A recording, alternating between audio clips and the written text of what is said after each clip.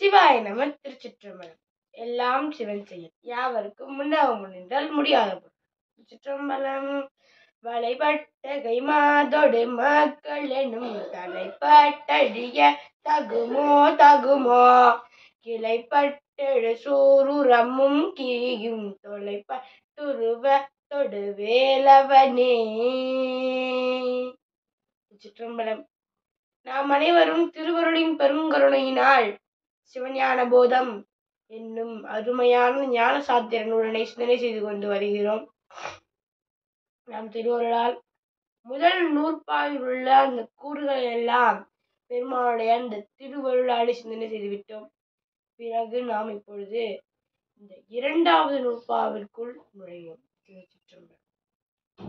இரண்டாவது நூற்பாவை நாம் இப்போது சிந்தனை செய்வோம். அவையே தானேயாய் இருவினையும் போக்கு வரவு புரிய ஆணையின் நீக்கமின்றி நிற்கும் அன்றே. இன்னுமே நாம் படித்து விடலாம். அவையே தானேயாய் இருவினையும் போக்கு வரவு புரிய ஆணையின் நீக்கமின்றி நிற்கும் அன்றே. சிற்றம்பலம். இப்பொழுது நாம் இரண்டாம் கால் முழங்கிவிட்டோம்.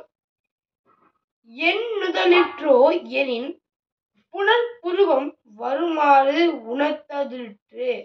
இங்கு புனர்புருவம் என்றால் என்ன என்றால் மீள படைத்தல் அல்லது மீண்டும் படைத்தல் என்று பொருள். புனர்புருவம் என்றால் என்ன? மீள படைத்தல் அல்லது மீண்டும் படைத்தல் என்று பொருள். சரி, முதல் நூற்பா சிவபெருமானை நிமித்த காரணன் என்று சுட்டியது. சிவபெருமானிடம் ஒடுங்கிய உலகம் மீண்டும் தோன்றும் போது அதற்கு முதற்காரணம், துணைக்காரணம் ஆகியவற்றின் உண்மை இரண்டாம் நூற்பாவில் கூறப்பெற்றது. இப்ப இந்த உலகமானது ஒரு காரிய பொருள் என்பதை நாம் முதல் நூற்பாவில் சிந்திச்சிட்டோம். இந்த உலகமானது ஒரு காரிய பொருள். சரி, இது காரிய பொருள் என்றால் அதற்கு முதற்காரணம் கண்டிப்பாக இருக்க வேண்டும். ஆம், முதற்காரணம் இருக்கிறது. யார் முதற்காரணம்? எது முதற்காரணம் என்றால் முதற்காரணம் மாயை, நிமித்த காரணன் இறைவன், துணை காரணம் கண்மம், ஆணவம், திரோதான சக்தி என்று இப்படி பலவாறு இருப்பது. அதாவது நமக்கு இது மாதிரி நமக்கு பயன்படுகிறது என்பதுதான் இந்த இரண்டாம் நூற்பாவை நாம் பார்க்க போறோம். சரி, இப்போ நூற்பாவின் பொருள். அவையேயாய் என்றால் முதல்வன் எல்லா உயிர்களிடத்தும் வேற்றுமையின்றி கலப்பினால் ஒன்றாகியும், தானேயாய் பொருள் தன்மையால் உயிர்களின் வேறாகியும், அவையே தானேயாய் உயிருக்கு உயிராதல் தன்மையாய் அவையும் தானுமாய் உடனாகியும் ஆணையினான். சரி, இப்போ நாம் சூத்திரம் எப்படி படிச்சோம்? அவையே தானேயாய் என்று படித்தோம். ஆனால் இப்போ நாம் பொருள் கொள்ளும் போது அவையேயாய், தானேயாய், அவையே தானேயாய் என்று நாம் பொருள் கொண்டால் நமக்கு மிக மிக எளிமையாக விளங்கும்.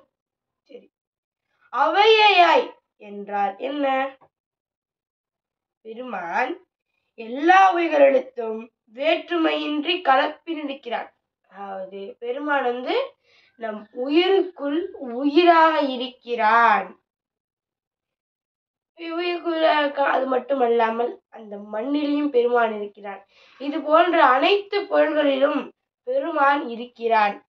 சரி, அப்படி பெருமான் மண்ணிலும் இருக்கிறான் என்றால் அந்த மண் ஒரு நாள் அழியும் அல்லவா? அப்ப பெருமானும் அந்த மண்ணிலிருந்து அழிந்து விடுவாரா என்றால் அதுதான் இல்லை.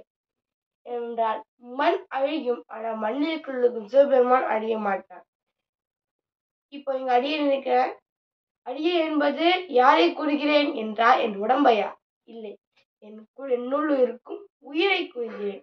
அப்பொழுது அப்படி என்றால் இந்த உடம்பானது அழியும். ஆனால் உயிர் அழியுமா? நேற்றைய பதிவில் சிந்தனை செய்தோம். பதி, பசு, பாசம் இது மூன்றுமே அழியாது. அதனால்தான் பசு என்று சொல்லக்கூடிய இந்த உயிரும் அழியாது. இந்த உயிரே அழியலனா இந்த உயிருக்குள் உயிராக இருக்கக்கூடிய சிவபெருமான் எப்படி அழிவார்? அது போல்தான். அதனால அனைத்து உயிர்களிடத்தும் வேறாய் ஒன்றாய் இருக்கிறார் நம் சிவபெருமான். அடுத்தது தானேயாய் பொருள் தன்மையால் உயிர்களுடன் வேறாகி இருக்கிறான். பொருள் தன்மையால் இப்ப ஒரு புத்தகம் இருக்கு, அந்த புத்தகத்துக்குள்ள பெருமான் இருக்கார். இது போல நிறைய இது இருக்கு. ஒரு நாற்காலி இருக்கு, அந்த நாற்காலியில பெருமான் இருக்கு. ஒரு கதவு இருக்கு, அந்த கதவுல பெருமான் இருக்கார். இது போல அனைத்து பொருள்களிலும் பெருமான் கலந்து கொண்டு வேறாயும் நிற்கிறான். சரி, அவையே தானேயாய் அவன் எல்லா உயிருக்கும் உயிரான தன்மையால் அவையும் தானுமாய் உடனாகி இருக்கிறான். சரி, இதெல்லாம் நமக்கு தெரிஞ்சுட்டா நம்ம அப்படி போய் சொல்லிடுவோம் எல்லாத்தையும். மற்றவங்களுக்கு பக்குவம் எடுத்து சொல்வதற்கு பெருமான் நம்முடன் உடனாயும் இருக்கிறான். அதாவது இப்போ ஞான கருத்தினை நாம் சிந்தனை செய்து விட்டோம் என்றால் அதை மற்ற பக்குவமுள்ள உயிர்களுக்கு சொல்ல முற்படும் பொழுது நாம் எப்படி சொல்லுவோம் என்றே நமக்கு தெரியாது. அதனால் நாம் சொல்வதற்கு பெருமான் நம் உடனாய் இருக்கிறான் என்பதற்கு இந்த ஒரு வரியிலேயே இத்தனை பொருள் இருக்கிறது. இந்த ஒரு வரியிலே அவையேயாய் தானேயாய் அவையே தானேயாய் என்று பெருமான் நம்முடன் ஒன்றாயிருக்கிறான், வேறாயிருக்கிறான், உடனாயிருக்கிறான் என்று இந்த ஒரு வரியில் நாம் மெய்கண்ட தேவநாயனார் அருமையாக கூறியிருக்கிறார். இதன் தொடர்ச்சியை நாம் நாளை சிந்தனை செய்வோம். சிவாய நம. திருச்சிற்றம்பலம்.